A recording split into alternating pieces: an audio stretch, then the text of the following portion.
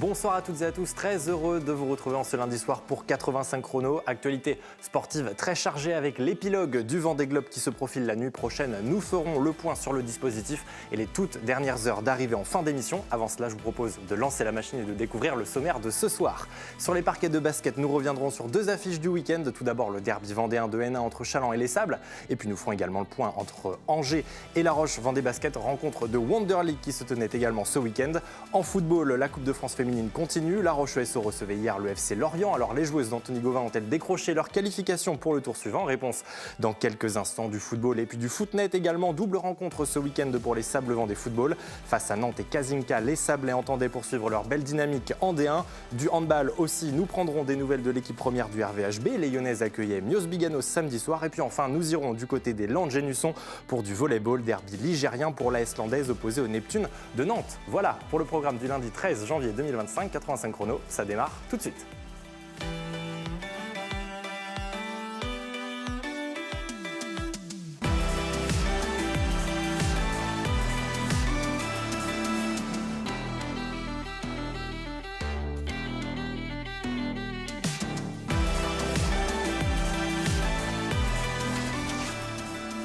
Et pour démarrer ce soir, je vous propose tout d'abord de prendre la direction des parquets de basket en National 1 masculine. La 19e journée était marquée par le derby vendéen. Challans recevait les Sables d'Olonne samedi soir, salle Michel Vrignot. Un derby qui est à suivre en direct et en intégralité sur TV Vendée. Et comme au match aller à la mi-octobre, ce sont les Chalandais qui l'ont emporté. Pourtant, l'entame de match a plutôt souri aux Sablais en maillot bleu. Les joueurs de François Sens se sont plus appliqués, davantage présents au rebond. Le LSVB mène alors 45-37 à la pause. Un retard de 8 points que le VCB va venir combler au cours du troisième quart-temps, porté par Grégory Berchel et Clément Morel, respectivement 19 et 17 points samedi soir. Le groupe de Sébastien Lambert serre le jeu et monte en intensité pour finalement renverser la rencontre. Challans s'impose au final 86-80 face à une équipe sablaise qui aura vendu chèrement sa peau. Bilan au classement, on va le voir, Challans enchaîne un 8e succès consécutif en championnat. Le VCB profite du faux pas de Tarbes-Lourdes face à Angers pour grimper sur la deuxième marche du podium à 4 longueurs du quasi intouchable leader quimpérois. Les Sablés pointent eux à la 10e place. À noter enfin que le club sablais a d'ailleurs écopé en fin de semaine et comme d'autres formations de N1 de plusieurs sanctions émanant de la Fédération française de basket. Le club écope d'une pénalité financière de 9 500 €, notamment pour dépassement de l'encadrement des charges du personnel et non-respect du budget validé sur la saison dernière. Le club et son président, Nicolas Seferiadis, ont d'ores et déjà fait appel. Après la National 1, on jouait également en National 2 masculine samedi soir. Pour la reprise, Montaigu-Vendée recevait le SMS Basket. Et bien qu'ayant mené une grande partie du match, les Vendéens se sont inclinés d'un petit point, défaite 72-73. Le MVBC reste 13e, avant-dernier, après 12 journées. Et puis chez les féminines, toujours en National 2, place ce week-end à la 11e et dernière journée de la phase allée pour la réserve de la Roche Vendée Basket. En déplacement face au Stade Rochelet samedi soir, les espoirs de la Roche s'inclinent 74-76 et restent lanterne rouge. En Wonder League, l'équipe première, cette fois de La Roche Vendée Basket, était elle aussi sur les terrains ce week-end. Après leur victoire aux Oudéry la semaine passée face à Lyon, les Tigresses visaient un deuxième succès consécutif en championnat, ce qui n'est jamais arrivé encore cette saison. Pour ce faire, les Lyonnaises évoluaient à l'extérieur hier après-midi dimanche sur le parquet d'Angers. Et dans ce derby ligérien, les joueuses de Manu Body s'inclinent. Score final 82-70, malgré les 21 points de la Lyonnaise. L'américaine Brooke McCarthy, cela n'aura pas suffi. Défaite donc 82-70. Et les Tigresses n'enchaînent donc pas en Wonder League. On va le voir au classement. La Roche retrouve la 11e et avant-dernière place du championnat à une longueur de Villeneuve-d'Ascq et de Landerneau. Et puis à noter que comme leurs homologues des Sables Vendée Basket, le RVBC s'est vu sanctionné aussi par la commission de contrôle de gestion de la Fédération française de basket. Même motif, notamment non-respect du budget, dépassement de l'encadrement des charges du personnel lors de l'exercice précédent. Conséquence, 8 000 € de pénalité financière et 2 points en moins au classement de la saison régulière. En cas de playdown, le RVBC se verra également retirer un point, à l'instar des Sablés. La Roche Vendée Basket et son président David Cotreau ont fait appel de cette décision. L'une des affiches du week-end était à suivre sur les terrains de football. Week-end de Coupe de France féminine pour la seule équipe vendéenne toujours en lice en 16e de finale. Hier, dimanche après-midi, au stade de Saint-André-d'Ornay, La Roche ESO accueillait le FC Lorient. Une rencontre que les Vendéennes abordaient comme favorite. Elle qui évolue une division au-dessus des féminines du FCL. Et très vite, pénalty dès la 7e minute pour La Roche. Yamalelo s'en charge et met les Lyonnaises aux commandes. 1-0. Très peu d'occasions en première jusqu'à la 43e. Le ballon parvient jusqu'à la gardienne lyonnaise Anouk Lenné qui manque complètement sa relance au pied. Resté aux avant-postes, Elodie Gilles en profite pour récupérer ce ballon, s'excentrer et réussir dans un angle très fermé à l'envoyer au fond des filets. Les Merlus égalisent un but partout. L'ultime danger du premier acte viendra du côté droit et d'Emma Guillard, mais son centre est capté sans difficulté. Égalité donc au tableau d'affichage après 45 minutes. La rencontre s'ouvre davantage au retour des vestiaires. Nouveau centre venu de la droite par Guyard. Trop attentiste, la portière lorientaise se fait surprendre par Eline Moreau qui surgit pour le deuxième but de l'ESO. 2-1 à la 53e. Lorient va réagir dans la foulée, lancer en profondeur. Justine Jeanne manque de peu l'égalisation. Anouk Lenné remporte son duel. 71e minute, coup de pied de coin pour l'ESO. Eline Moreau manque le doublé à bout portant. Quelques secondes plus tard, nouvelle occasion. Moreau bute cette fois sur l'arrêt réflexe de Camille Poquet dans la cage lorientaise. Les occasions continuent. C'est cette fois le FCL qui est tout proche d'égaliser, mais cette tentative vient derrière sur la barre transversale. Scénario identique de l'autre côté. Quelques minutes avant la fin, Yamalolo heurte la transversale du but adverse. On en reste là. Victoire 2-1 donc de La Roche-ESO face au FC Lorient. Les réactions au micro de Thibaut Grasset. On savait que ça allait pas être simple. Voilà, c'est pas parce qu'elles sont à un niveau en dessous que la qualité n'est pas là. Moi, j'avais vu un match, on avait analysé aussi sur la vidéo. On peut faire beaucoup mieux et je trouve que physiquement, on n'a pas aussi été à la hauteur. On n'a pas été aussi à la hauteur sur l'envie, la détermination qu'on peut avoir sur des matchs de couple. Lorient a fait le match qu'il fallait. Cette relation avec la relance de la gardienne qui donne le but. Après, bon, voilà, c'est les aléas du foot, le pénalty, la défenseur de Lorient qui s'abaisse et qui nous donne le pénalty. Il y a toujours un contexte qui fait que, bon, voilà, au final, on a la qualification, on a gagné et c'est un petit peu le principal. Et la première mi-temps où on avait deux équipes qui, sur le plan tactique, essayaient d'un peu de s'observer, de tirer un petit peu les maillons forts de son effectif, mais à la fois de trouver un petit peu les failles que pouvait présenter l'adversaire. Et en deuxième mi-temps, avec la fatigue également, les choses se sont un petit peu plus ouvertes. On est rentré un petit peu dans un match un peu box-to-box sur les 20 dernières minutes. La frustration, elle est présente parce que justement, on a vraiment cette ambition qu'on n'y était vraiment pas très loin. C'est un match hyper enrichissant, c'est ce type de match qu'on souhaite vivre aussi de façon plus fréquente tout au long de l'année. Et comme le disait notre responsable, c'est quelque chose qui va nous apporter et qui va nous nourrir pour les 6 derniers mois de la saison. Et le tirage au sort des 8e de finale avait lieu ce lundi midi. La Roche-ESO affrontera le vainqueur de la rencontre entre Roubaix-Verviers et le Paris FC. Et si le Paris FC, club de première division, venait à l'emporter, les Ornésiennes auront l'avantage de recevoir à Saint-André-d'Ornay le 26 janvier prochain. Toujours en football, un coup d'œil à présent sur le classement en National 2. Pas de match ce week-end pour les 3 formations vendéennes qui évoluent à cet échelon. En raison des conditions météo, les rencontres entre les Herbiers, Saumur, Le Poiret-sur-Vie et Dinan-Léon et enfin La Roche-VF et Avranches ont été reportées. Aucun changement au classement. Les Herbiers sont 7e, La Roche et Le Poiret-sur-Vie restent relégables. Du côté du championnat de N3, la 12e journée programmée samedi s'est en revanche bel et bien tenue. 3 matchs nuls pour les Vendéens dans le derby de haut de tableau Châlons et La Roche. La Roche-ESO se neutralise 0-0. Score identique pour le leader, l'AS Châtaigneraie qui se déplaçait face à la réserve du stade Lavallois. Et puis enfin, le Vendée-Fontenay Foot décroche le nul en toute fin de rencontre à domicile. Score final 1-1 face à Saint-Philbert de Grandlieu. Le podium, vous l'avez vu, reste occupé par le trio. La Châtaigneraie, Châlons, Fontenay. Les Lyonnais de l'ESO sont 7e. Et puis on poursuit avec le ballon rond. Celui-ci résonnait à l'abri des gymnases de la salle Océan au Sable d'Olonne. Samedi après-midi, les Sables Vendée Football évoluaient à domicile pour la 6e journée du championnat de D1 de footnet ou tennis-ballon. Pour leur première des 2 rencontres, les Sablés accueillaient leur meilleur ennemi, Nantes, leader du championnat. Et bien que sur une très belle dynamique, les Sablés en maillot blanc, bleu clair ont fini par céder face aux voisins et triple champions de France en titre. Mené 1-7-0, les Vendéens ont dû composer avec la blessure d'Adrien Robin, suppléé par Kevin Descamps et revenu à une manche partout. Le groupe emmené par William Rambaud va griller de belles cartouches dans le 3e set. Les Sables voient cette 3e manche leur filer entre les pieds, 22-20 pour Nantes. En confiance, les visiteurs empochent ensuite le 4e set, synonyme donc de victoire et de défaite pour les Sables, 3-7-1. Et puis à l'issue de cette rencontre, les Sablés affrontaient cette fois les Corses de Kasinka. Là aussi, plusieurs blessures à noter côté Sablés, mais les Sablés s'en sortent. Succès 3-2 face aux Corses de Kasinka. Au micro de Daniel Lelanne, je vous propose d'écouter plusieurs réactions, à commencer par celle du capitaine Kevin Castelao. C'était à l'issue de la première rencontre du jour. Sur ce premier match, c'est dommage, c'est vraiment dommage parce qu'on avait les moyens de gagner. On était dans une superbe dynamique et on démarre plutôt bien le match. Malheureusement, on a cette blessure qui nous pénalise. Maintenant, voilà, ça n'est qu'un match. Il en reste un aujourd'hui et il en reste beaucoup encore. L'objectif, c'est vraiment de se qualifier pour les playoffs. C'est très souvent difficile entre ces deux clubs. On est vraiment au même niveau. Ça peut tourner d'un côté ou de l'autre. On a failli gagner 2-7-1, on perd quelques points et puis voilà, ça bascule de l'autre côté. Donc voilà, c'est le jeu.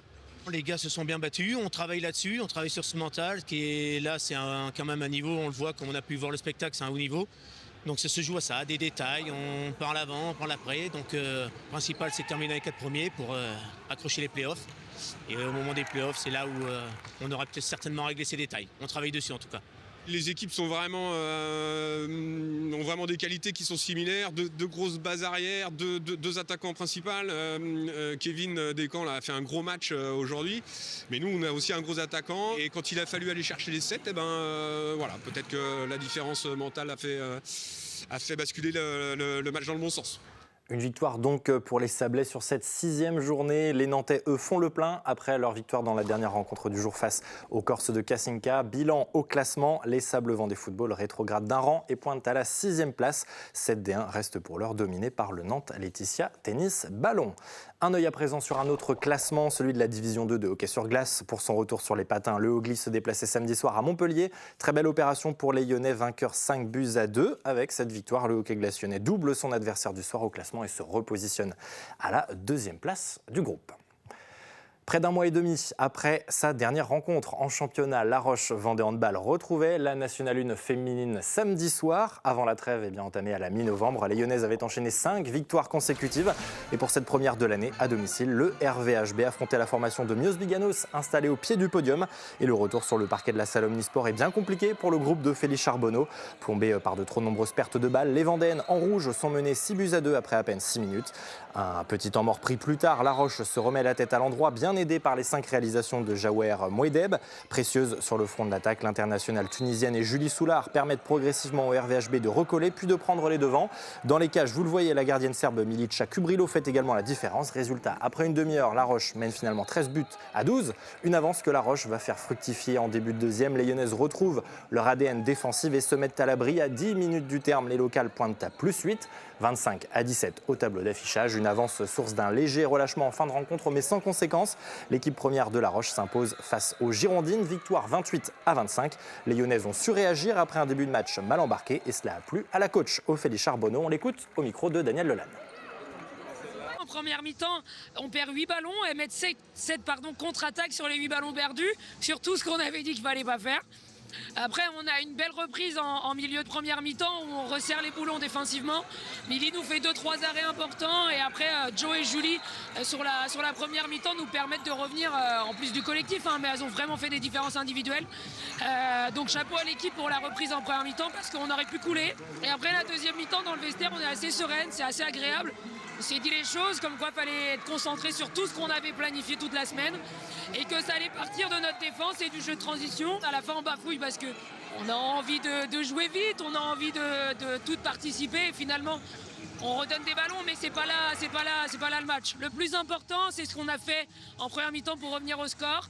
Et la construction de la deuxième mi-temps qui a vraiment été une construction de la victoire à la fin. On paye durement nos moments de maladresse technique en fin de première et sur le début de deuxième.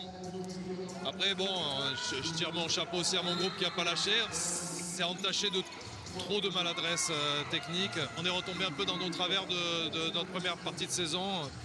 C'est compliqué quand on n'arrive pas à se faire des passes, on ne peut pas tirer. Et quand on ne peut pas tirer, on ne peut pas marquer. Donc voilà. Et de 6 victoires consécutives pour La Roche Vendée Handball qui remet les gaz d'entrée en 2025. Meilleure défense de son groupe. Après 10 rencontres, le RVHB se maintient à la 2e place, juste derrière Rochechouart-Saint-Junien. Et puis dans le reste de l'actualité handball, si Pouzauges doit encore patienter jusqu'au début du mois de février pour retrouver la Nationale 2 masculine, le PVHB est en revanche déjà de retour aux affaires. Le groupe entraîné par Steve Berger disputait ce week-end le 3e tour de la Coupe de France du côté de la Corrèze. Large vainqueur 38-25 face à la formation d'Obja. L'aventure continue donc pour les Pouzaugais dans cette Coupe de France. Et à l'image des handballeuses lyonnaises, il y a quelques instants, comme beaucoup d'autres formations, d'ailleurs tous sports confondus, ce week-end sonnait également l'heure de la reprise en volleyball. En National 3 féminine, nous avions laissé les Landes Génusson à la 8e place de son groupe comme première équipe non relégable pour leur retour à la salle Océan. Devant leur public, c'est un derby ligérien qui se profilait face à l'équipe 3 des Neptunes de Nantes. Objectif maintien cette année pour le groupe emmené par Alicia Baranger qui réalise une belle entame de partie. En maillot vert, les Landaises rivalisent avec leurs homologues nantaises. Le jeu est serré, mais les visiteuses se détachent en fin de première manche et l'emportent 25-21. Les joueuses de Loire-Atlantique continuent d'imposer leurs pattes en début de deuxième. Bien que souvent mises en difficulté, les Vendéennes tiennent tête aux Neptunes 20 partout. Mais à l'image du premier set, l'équipe coachée par Mohamed Benani flanche en fin de set, 25-22 pour Nantes et de 7-0. Dos au mur, les Landes Génusson doivent réagir. Avec 8 points d'avance, la formation vendéenne se donne de l'air et profite du roulement dans le groupe nantais pour sécuriser le troisième set, 25-19.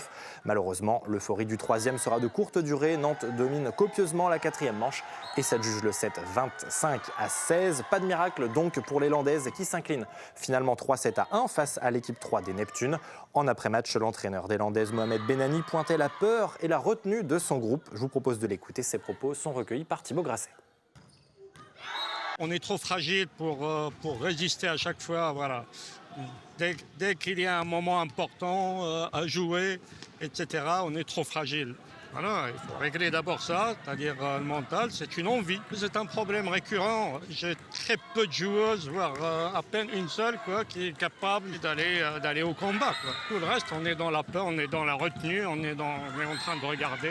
Si on n'a pas cette volonté-là, si on est dans la peur d'eux, il n'y a rien, absolument rien à faire. Voilà, technique, tactique, etc., on peut s'asseoir dessus. Aujourd'hui, on a la meilleure salle, je crois, du championnat de France National 3. Elle est pleine, elle vibre. On a tout ce qui est positif pour réussir et on n'arrive pas. Mais on n'arrive pas. On a super bien démarré cette entame de match. On a su imposer un petit peu notre jeu dès le début, sauf que dans le troisième, en pensant peut-être maîtriser le match, on s'est laissé quelques points par-ci par-là dans le fond de jeu. Un peu de faute à l'attaque aussi, et point par point, on s'est un petit peu fait peur. On aurait pu, je pense, terminer en 3-7, même si les Landes sont bien revenus. C'est une équipe qui sait nous faire déjouer. C'est un match qui nous rapporte 3 points, donc qui nous fait vraiment du bien au niveau du classement. Ouais. Revers 3-7-1 donc pour les Landes Génusson qui enchaînent une 4e défaite consécutive en championnat. Après 9 journées, pas de changement au classement. Les Vendéennes se maintiennent juste au-dessus de la zone rouge à la 8e place, mais restent à égalité de points avec Saintes, premier relégable. Reprise chez les féminines donc ce week-end, mais aussi chez les garçons, toujours en National 3 et en volley. L'année démarre beaucoup mieux pour Montaigu-Vendée-Boufféré. En déplacement samedi soir, le MVBVB s'impose 3-7-1 face à la Lanterne Rouge Orléans. Un succès qui permet aux Montacutins de prendre encore un peu plus ses distances, de prendre un peu plus leur distance avec le bas du classement et les deux équipes relégables. Et puis pour le dernier point classement de ce soir, direction les résultats de rugby en Fédéral 2, le FC Lyonnais ne gâche pas son plaisir. Pour son premier match à l'extérieur en cette reprise, le FCY est allé l'emporter. Victoire 27-24 dans les Yvelines face à Plaisir. Sur une belle dynamique de victoire et un nul, les hommes de Jérémy Luçon se repositionnent à la 6e place. Et puis enfin, un cran plus bas en Fédéral 3, pas de rencontre ce week-end pour le RC Sablé, mais des points de prix. En revanche, la 11e journée du championnat prévoyait une rencontre entre les Vendéens et l'équipe de Vitré. La formation d'Ille-et-Vilaine ayant déclaré forfait en début de saison, les Sablés l'emportent 25-0 sans jouer. Un succès de plus pour les Azurés blancs qui se maintiennent évidemment en tête de leur poule. Et puis côté cyclisme, cela était déjà dans les tuyaux depuis plusieurs semaines. C'est désormais officiel. Malgré d'importantes coupes budgétaires dans le domaine du sport, la région des Pays de la Loire relance le Région Pays de la Loire Tour. La 3e édition de la course à étapes au travers des 5 départements ligériens se tiendra au printemps prochain du 8 au 11 avril. Pour la Vendée, c'est la nouvelle commune de Cugan-la-Bernardière qui accueillera le départ d'une double course. La 2e étape de l'épreuve homme et l'unique étape de la féminine le mercredi 9 avril.